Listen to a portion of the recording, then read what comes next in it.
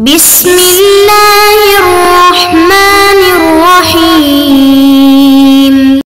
الحمد لله رب العالمين والصلاة والسلام على أشرف الأنبياء محمد وعلى آله وصحبه وأمته أجمعين أما بعد. عزیز سلام کرام، آج کی اس ویڈیو کے اندر ہم سورہ یاسین آیت نمبر 63 سے اپنا سبق شروع کریں گے۔ اللہ تعالیٰ ارشاد فرماتے ہیں: اعوذ باللہ من الشیطان الرجیم، بسم اللہ الرحمن الرحیم۔ هذه جہنم التی، یہ وہ جہنم ہے جس سے کنتم توعدون، تمہیں ڈرایا جاتا رہا۔ اصلوها اليوم، داخل ہو جاؤ تم اس میں آج کے دن، بما کنتم تکفرون، اس کفر کے بدلے میں جو تم کرتے تھے۔ الیوم، آج کے دن، نختم علی افواہہم، بند کیے دیتے ہیں ہم ان کے منہ، وتکلمنا ایدیہم، اور بولیں گے ہم سے ان کے ہاتھ، وتشہد ارجلہم، اور گواہی دیں گے ان کے پاؤں، بما کانوا یکسبون، ان اعمال کی جو یہ دنیا میں کماتے تھے۔ وَلَوْ نَشَاءُ، اور اگر ہم چاہیں، لَطَمَسْنَا عَلَىٰ أَعْيُنِهِمْ، تو مٹا دے ان کی آنکھیں، فَاسْتَبَقُوا الصِّرَاطَ، پھر لپکیں یہ راستے کی طرف، فَأَنَّىٰ يُبْصِرُونَ، لیکن کہاں سجائی دے گا ان کو۔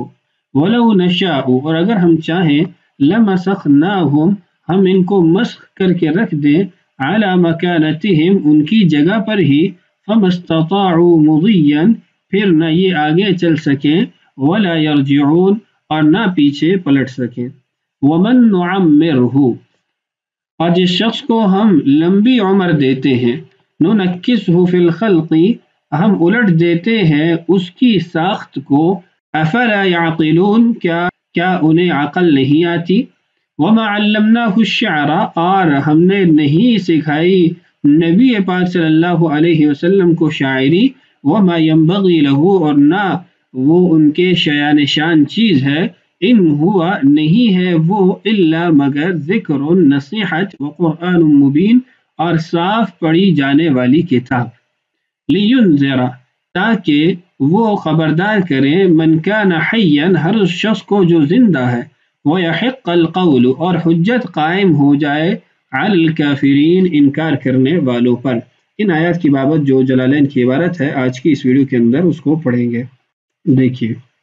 وَيُقَالُ لَهُمْ فِي الْآخِرَةِ، اور کہا جائے گا ان لوگوں سے آخرت کے اندر۔ ماقبل جو مضمون تھا وہ آپ سابقہ ویڈیو میں پڑھ چکے ہیں، اس میں اہل جنت کا بھی بیان تھا، پھر اہل جہنم کو جدا کر کے جو ان کو توبیخ کی گئی اس کا ذکر تھا، اور اب آگے مزید اس کا بیان چل رہا ہے کہ ان لوگوں سے کہا جائے گا آخرت میں، یعنی ان لوگوں سے جو جہنم میں داخل ہونے والے ہیں، کافروں سے کہا جائے گا، هذه جہنم التی، یہ وہ جہنم ہے جس کا کنتم توعدون، جس سے تمہیں ڈرایا جاتا تھا۔ سوال یہاں پر یہ پیدا ہوتا ہے، یہ اشکال یہ پیدا ہوتا ہے کہ وعدہ تو خیر کی چیزوں میں ہوتا ہے، شر کی یا جو چیزیں نقصان دینے والی ہوں اس کے لیے تو وعید کا کلمہ استعمال ہوتا ہے، تو یہاں پر وعید کے بجائے وعدہ کا کلمہ کیوں مستعمل ہے؟ تو اس کا جواب آسان ہے، صاحب جلالین نے کلمہ با یہاں پر محذوف نکال کر پھر اس کے ساتھ ضمیر کو جوڑ کر اس بات کی طرف اشارہ کیا کہ اصل میں ہے توعدون بلقائها، کہ سوف تلقون النار یوم القیامت، یہ وعدہ تھا کہ عنقریب تم آگ کو پانے والے ہو، جہنم کو پانے والے ہو، جہنم کے پاس پہنچنے والے ہو۔ مگر اگر کلمہ وعد یعیدو کا آپ استعمال دیکھیں تو عام طور پر وہ بغیر صلہ کے استعمال ہوتا ہے، جیسے وعد اللہ المؤمنین والمؤمنات جنات، جنات بجنات نہیں ہے، جنات بغیر صلہ کے، تو یہاں پر صلہ اور پھر ضمیر کو محذوف نکال کر اس بات کی طرف اشارہ ہے کہ یہاں کچھ محذوف ہے، اور محذوف یہ ہے کہ کنتم توعدون بلقائها، کہ تم جس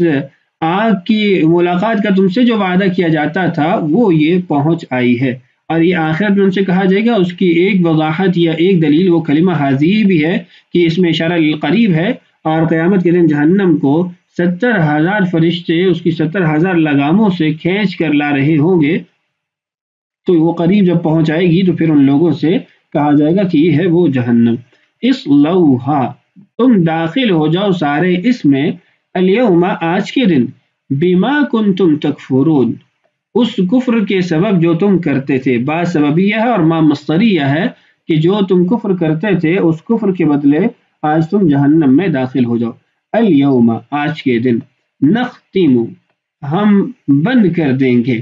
نغلق ہم بند کر دیں گے، علی افواہہم ان کے منہ کو، یعنی ان کے منہوں کو بند کر دیا جائے گا، ای الکفار مراد اس سے کفار ہیں، کافر ہیں۔ کیوں بند کر دیا جائے گا؟ لقولہم ان کے اس قول کی وجہ سے، واللہ ربنا ما کننا مشرکین،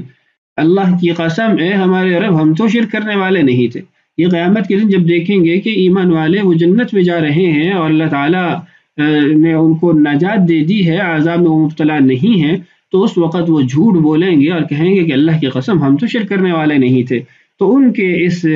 جھوٹے قول کی وجہ سے ان کی زبانوں کو بند کر دیا جائے گا تاکہ وہ جھوٹ نہ بول سکیں۔ وَتُكَلِّمُنَا أَيْدِيهِمْ اور ہم سے بات کریں گے ان کے ہاتھ، وَتَشْهَدُ أَرْجُلُهُمْ اور گواہی دیں گے ان کے پاؤں، وَغَيْرُهَا یعنی اس کے علاوہ اور بھی ایسے اعضاء ہوں گے جو بات کریں گے، جو گواہی ان کے خلاف دیں گے۔ قرآن پاک میں اللہ تعالیٰ نے دیگر مقامات پر ان کی وضاحت کی ہے، تقریباً 6 چیزیں ہیں جن کو اللہ نے قرآن میں ذکر کیا کہ وہ کل قیامت کے دن خلاف گواہی دیں گے۔ اللہ تعالیٰ ارشاد فرماتے ہیں حتی اذا ما جاؤوها شہد علیہم سمعهم وابصارهم وجلودهم، سماعت، بصارت اور جلد یہ بھی کل قیامت کے دن ان کے خلاف گواہی دیں گے۔ ایسے ہی اللہ تعالیٰ نے ایک اور مقام پر ارشاد فرمایا یوم تشہد علیہم السنتہم وَأَيْدِيهِمْ وَأَرْجُلُهُمْ، تو السنتہم زبانیں بھی، تو یہ 6 چیزیں ہو گئی ہیں، زبانیں، ہاتھ، پاؤں، سماعت، بصارت اور جلد، یہ تمام تر گواہی دیں گے کہ اس نے ان اعضاء سے یہ گناہ کیے ہیں، ہاتھ کہیں گے اس نے یہ حرام کام کیا ہے، نقصان کیا ہے، تکلیف دی ہے، ایسے ہی بصارت بھی، جلد بھی، چونکہ اس سے نامحرم کو چھونا اور دیگر گناہوں کے ارتکاب، کل قیامت کے دن سارے گواہی دیں گے، بما كانوا يكسبون اس کام کے سبب جو وہ کماتے تھے، یا ان اعمال کے سبب جو وہ دنیا میں کماتے رہے۔ فَكُلُّ عُضْوٍ يَنطِقُ بِمَا صَدَرَ مِنْهُ تو ہر عضو وہ بولے گا جو اس سے صادر ہوا۔ اللہ تعالیٰ نے قرآن پاک میں اس کو ایک اور مقام پہ ارشاد فرمایا کہ جب وہ لوگ کہیں گے لِمَ شَهِدتُّمْ عَلَيْنَا قَالُوا أَنطَقَنَا اللَّهُ الَّذِي أَنطَقَ كُلَّ شَيْءٍ وَهُوَ خَلَقَكُمْ أَوَّلَ مَرَّةٍ وَإِلَيْهِ تُرْجَعُونَ وما كنتم تستترون أن يشهد عليكم سمعكم ولا أبصاركم ولا جلودكم ولكن ظننتم أن الله لا يعلم كثيرا مما تعملون۔ بہرحال اللہ تعالیٰ نے وہاں پر اس کو ذکر کیا کہ تمام تر اعضاء قیامت کے دن بولیں گے۔ اب یہاں پر ایک اعتراض ہوتا ہے، اعتراض یہ ہوتا ہے کہ یہاں کہا گیا نختم علی افواہہم، ان کے منہ کو بند کر دیں گے، جبکہ دوسری آیت میں ہے کہ یوم تشہد علیہم السنتہم، ان کی زبانیں بھی ان کے خلاف گواہی دیں گی۔ تو اس کا ایک جواب یہ ہے کہ نختم علی افواہہم کا مطلب یہ ہے کہ ہم ان کے اختیاری بولنے کو بند کر دیں گے، ختم کر دیں گے، کہ ان کی زبانیں وہ بے اختیار سچ بولیں گی، ان کی مرضی کے خلاف سچ بولیں گی۔ اگر ان کی مرضی کے مطابق بولیں تو پھر وہ جھوٹ بولتے ہیں، تو اس لیے نختم علی افواہہم یہ کنایہ ہے اس بات سے کہ ہم ان کے منہ کو بند کر دیں گے، یعنی ان سے اختیاری کلام کو چھین لیں گے اور بے اختیاری اس سے سچ اگلوائیں گے۔ اور دوسرا یہ کہ مواقف کے مختلف ہونے کی وجہ سے بعض مقامات پر منہ پہ مہر لگا دی جائے گی جب وہ جھوٹ بول رہے ہوں گے، اور جب جھوٹ کی کیفیت نہیں ہوگی، معذرت کی کیفیت ہوگی، جیسے قرآن پاک کی کچھ آیات میں ہمیں یہ مضمون اور مفہوم ملتا ہے، یا پھر وہ اپنے گناہوں کا اقرار کر رہے ہوں گے، تو اس موقع پہ ان کی زبانیں ان کے اوپر سے مہر ختم کر دی جائے گی اور وہ بولنے کی صلاحیت رکھیں گی۔ بہرحال یہ 2 جواب آپ سے یہاں پر ذکر کر دیے ہیں۔ مقابل میں جو آیت ہم نے پڑھی هذه جہنم التي كنتم توعدون، یہ تو لوگوں کو اس وقت توبیخاً کہا جائے گا اور ان کو اس وقت زجراً کہا جائے گا، حالانکہ ان کا جو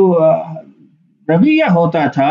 دنیا کے اندر وہ اس کے برعکس ہوتا تھا، جس کو اللہ تعالیٰ دوسری جگہ ارشاد فرماتے ہیں هذه جہنم التي كنتم بها تكذبون، یہ وہ جہنم ہے جس کو دنیا میں تم جھٹلایا کرتے تھے۔ اور بھی بہت ساری مختلف آیات ہیں جس کے اندر ان کے اس رویے کو اور ان کے اس زجر کو مختلف پیرائے اور اسالیب کے اندر ذکر کیا گیا۔ بہرحال اگلی آیت جو ہماری پڑھی تھی اس کی طرف واپس لوٹتے ہیں۔ وَلَوْ نَشَاءُ اور اگر ہم چاہیں، لو حرف امتناع لامتناع، ایک چیز کے نہ ہونے سے دوسری چیز کا بھی نہ ہونا، وہ یہاں پر اس کو بیان کیا جا رہا ہے۔ اگر ہم چاہیں، نشاء جمع کا صیغہ ہے، پہلے بھی بتایا ہے کہ یہ تعظیماً للہ تعالی جمع کا صیغہ ذکر کیا جاتا ہے، وَقَرْنَا وَإِلَٰهُكُمْ إِلَٰهٌ وَاحِدٌ لَا إِلَٰهَ إِلَّا هُوَ الرَّحْمَٰنُ الرَّحِيمُ لَطَمَسْنَا تو ہم مٹا دیتے علی اعینہم ان کی آنکھوں کو، وَلَوْ نَشَاءُ اگر ہم چاہیں لَطَمَسْنَا عَلَىٰ أَعْيُنِهِمْ تو ہم ان کی آنکھوں کو مٹا دیں. لَوْ نَشَاءُ نَشَاءُ یہ شرط ہو جائے گا، لَطَمَسْنَا عَلَىٰ أَعْيُنِهِمْ یہ اس کا جواب شرط ہو جائے گا. صاحب جلالین نے آگے طمس کی وضاحت کی ہے، لَأَعْمَيْنَاهُمْ طَمْسًا کہ ہم ان کو نابینا کر دیں آنکھوں کو مٹاتے ہوئے. یہاں ایک بات کی وضاحت کر دوں کہ نابینا ہونا اور طمس عین اس میں بہت زیادہ فرق ہے، بلکہ یہ کہوں گا کہ طمس العین یہ العامی سے یعنی نابینا ہونے سے زیادہ ابلغ اور زیادہ یعنی خطرناک ہے، اس لیے کہ طمس عین کے اندر بصارت تو جاتی ہی جاتی ہے، ساتھ میں آنکھ بھی چلی جاتی ہے، چاہے اس کو اللہ تعالیٰ کسی اور اس کے ساتھ بدل دیں یا بالکل ہی ختم کر دیں. جبکہ جو نابینا ہونا ہے العمی ہے یا الاعما ہے اس کے اندر صرف بصارت ہی ختم ہوتی ہے. بہرحال فاستبقوا ابتدروا تو وہ اگر لپکیں، اس کے وضاحت آگے ترجمہ صاحب جان نے ابتدروا سے کیا ہے، اس کو مترادف ہے الصراط راستے کی طرف، الطریق ذاہبین کعادتہم الصراط سے مراد الطریق ہے، اور مفہوم فاستبقوا الصراط کا یہ ہے کہ اپنی عادت کے مطابق اگر وہ اپنے راستے کی طرف پھر لپکنا چاہیں فانا یبصرون. انا بمعنی کیفا ہے، چونکہ انا کے دو معنی آتے ہیں، ایک کیفا کا معنی آتا ہے اور ایک من اینا کا معنی بھی اس سے آتا ہے، تو اس کی وضاحت کر دی کہ یہاں پر کیفا اس کا معنی ہے کیف یبصرون کیسے وہ دیکھ سکیں گے، حین اذن اس وقت، ای لا یبصرون کہ وہ نہیں دیکھ سکیں گے. یہ جو کلمہ لا یبصرون ذکر کیا اس میں اس بات کی طرف اشارہ ہے کہ انا اس میں استفہام ہے، لیکن استفہام انکاری ہے کہ لا یبصرون وہ نہیں دیکھ سکیں گے. وَلَوْ نَشَاءُ اور اگر ہم چاہیں لَمَسَخْنَاهُمْ تو ہم ان کو مسخ کر دیں، قِرَدَةً وَخَنَازِيرًا یعنی حَوَّلْنَاهُمْ قِرَدَةً وَخَنَازِيرًا او حِجَارَةً کہ ہم ان کو بندر بنا دیں، خنزیر بنا دیں، یا پھر ہم ان کو پتھر بنا دیں. عَلَى مَكَانَتِهِمْ ان کی جگہ پر ہی. وفی قراءۃ مکاناتہم ایک قراءت کے مطابق مکانات ہے جو کہ جمع مکانتن ہے، اور وہ قراءت ابو بکر رحمہ اللہ کی ہے. بمعنی مکان مطلب دونوں کا ایک ہی ہوگا، مکان ای فی منازلہم ان کے گھروں کے اندر، ان کے مساکن کے اندر. یہاں کلمہ فی جو صاحب جلالین نے ذکر کیا ہے اس میں اس بات کی طرف اشارہ ہے کہ لَمَسَخْنَاهُمْ عَلَى مَكَانَتِهِمْ بمعنی فی مکانتہم ہے کہ ہم ان کی جگہوں پر ہی ان کو مسخ کر دیں. یہ مسخ کرنا ایک تو وہ ہے جو صاحب جلالین نے یہاں پر ذکر کیا ہے کہ حَوَّلْنَاهُمْ ہم ان کو تبدیل کر دیں، ان کی شکلیں بگاڑ دیں اور ان کو خنزیر، بندر اور پتھر بنا دیں. جبکہ اس کا ایک مفہوم یہ ہے کہ لَمَسَخْنَاهُمْ عَلَى مَكَانَتِهِمْ کہ ہم ان کو ان کی جگہ پر ہی ایسا جما دیں کہ وہ وہاں سے حرکت نہ کر سکیں، وہی ساکت اور جامد اپنی جگہ پر پڑے رہیں اور ان کی حرکت ختم کر دی جائے اور یہ عبرت کا نشان بنے رہیں. فَمَا اسْتَطَاعُوا مُضِيًّا تو پھر یہ نہ آگے کی طرف جا سکیں، وَلَا يَرْجِعُونَ اور نہ لوٹ سکیں واپس پیچھے کی طرف. أَيْ لَمْ يَقْدِرُوا عَلَى ذِهَابٍ وَلَا مَجِيءٍ نہ جا سکیں نہ آ سکیں، دونوں قسم کی حرکتیں ان کی ختم ہو جائیں. اور اب میں نے پہلے عرض کر دیا کہ بندر، پتھر یا خنزیر بنا کر ان کی جگہوں پر ہی ان کو غیر متحرک بنا دیا جائے، یا ان کی اپنی اصل صورتوں کے اندر ان کو وہاں پر غیر متحرک بنا دیا جائے اور وہ عبرت کا نشان بنے رہیں. وَمَن نُعَمِّرْهُ اور جس کو ہم لمبی عمر دیتے ہیں، بِإِطَالَةِ أَجَلِهِ اس کی عمر کو لمبا کر کے جس کو ہم زندگی دے دیں، نُنَكِّسْهُ ہم اس کو الٹ دیں، فی الخلق اس کی ساخت کے اندر. وفی قراءۃ بالتشدید من التنکیس یہاں پر قراءت بیان کی جا رہی ہے کہ یہ قراءت کے مطابق تشدید کے ساتھ ہے، ننکسہ جس کو ہم اپنے مصحف کے اندر پڑھتے ہیں، اور یہ عاصم اور حمزہ رحمہم اللہ کی قراءت ہے، اور یہ باب تفعیل سے نکسا ینکس تنکیسا سے ہوگا. اور جبکہ باقی جو قراء ہیں ان کے نزدیک یہ ہے ومن نعمرہ ننکسہ فی الخلق یعنی نکسا ینکسو سے مجرد باب نصر ینصر سے یہ باقی قراء کی قراءت کے مطابق ہوگا. وفی قراءت بالتشدید وفی قراءت بالتخفیف اور تخفیف کے اندر یہ باب نصر ینصر سے ہوگا، نون مفتوح ہوگا اور کاف جو ہے وہ مضموم ہوگا اور سین جو ہے وہ جواب شرط ہونے کی وجہ سے ساکن ہو جائے گا. فی الخلق ای خلقہ اس کی خلقت کے اندر، اس کی ساخت کے اندر ہم اس کو الٹ کے رکھ دیں. الٹ کے رکھنے سے کیا مراد ہے؟ وَمِنْكُمْ مَنْ يُرَدُّ إِلَىٰ أَرْذَلِ الْعُمُرِ لِكَيْ لَا يَعْلَمَ مِنْ بَعْدِ عِلْمٍ شَيْئًا. اور دوسری جگہ پہ اللہ تعالیٰ نے ارشاد فرمایا اللَّهُ الَّذِي خَلَقَكُم مِّن ضَعْفٍ ثُمَّ جَعَلَ مِن بَعْدِ ضَعْفٍ قُوَّةً ثُمَّ جَعَلَ مِن بَعْدِ قُوَّةٍ ضَعْفًا وَشَيْبًا. تو وہ ہے تنکیس خلق کہ پہلے اس کے پاس قوت نہیں ہوتی، پھر قوت آ جاتی ہے، پھر اس قوت کو چھین لیا جاتا ہے، بدل دیا جاتا ہے طاقت کو ضعف کے اندر، ناتوانی کے اندر. تو یہ تنکیس فی الخلق ہو جائے گا. ایسے ہی پہلے کچھ نہیں جانتا تھا، پھر جاننے لگ گیا، پھر دوبارہ سب بھلا دیا گیا، تو ایسے ہی ہو گیا جیسے اس کو کچھ آتا ہی نہیں تھا، اس کے پاس کوئی علم تھا ہی نہیں. تو یہ اس کی تنکیس خلق یعنی اس کی ساخت کی الٹ جانا یا پلٹ جانا، وہ اس سے ظاہر ہوا. صاحب جلالین آگے خود بھی اس کی وضاحت کر رہے ہیں، فَيَكُونُ بَعْدَ قُوَّتِهِ وَشَبَابِهِ ضَعِيفًا وَهَرِمًا، کہ وہ اپنے قوت اور جوانی کے بعد پھر ناتوا اور بوڑھا ضعیف ہو جاتا ہے. تو یہ تنکیس خلق ہے. یہ قوت بدنیہ کے اعتبار سے یعنی فرمایا گیا، اور جو قوت ذہنی یا فکریہ ہے وہ میں نے آیت پڑھ کے آپ کو سنا دی. وَمِنْكُم مَّن يُرَدُّ إِلَىٰ أَرْذَلِ الْعُمُرِ لِكَيْ لَا يَعْلَمَ مِن بَعْدِ عِلْمٍ شَيْئًا أَفَلَا يَعْقِلُونَ، کیا انہیں عقل نہیں آتی؟ ان القادر على ذلك المعلوم عندهم، کہ یہ جو ان کے سامنے ہے کہ تنکیس خلق یہ معلوم شدہ ہے، ان کو پتہ ہے. تو جو اللہ اس پہ قدرت رکھتا ہے، قادر على البعث، تو وہ تو دوبارہ زندہ کرنے پر بھی قدرت رکھتا ہے. فیؤمنون، تو ان کو ایمان لانا چاہیے. ایمان کیوں نہیں لاتے؟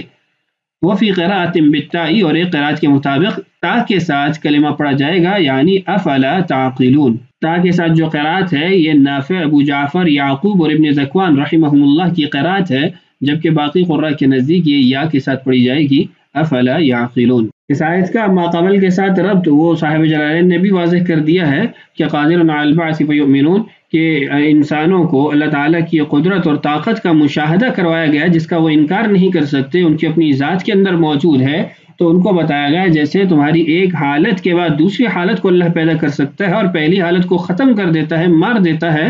ایسے ہی اللہ تعالیٰ تمہاری ایک جو جسمانی حالت ہے اس کو ختم کر دیں گے، پھر دوبارہ تمہیں زندہ کریں گے اور پھر تمہارا حساب کتاب ہوگا. تو اس طاقت اور قدرت کا اظہار کر کے جو انسانوں کے سامنے ہے، اس طاقت اور قدرت پہ دلیل بنائی گئی اور ان کو سمجھایا گیا کہ اللہ تمہیں دوبارہ زندہ کرنے پر بھی قادر ہے. مزید انشاءاللہ آیات وہ اگلی ویڈیو میں پڑھ لیتے ہیں. اللہ تعالی ہم سب کو قرآن پاک سے سچی محبت اور شغف نصیب فرمائے. اللہ تعالی ہم سب کا حامی و ناصر ہو. السلام علیکم ورحمۃ اللہ وبرکاتہ.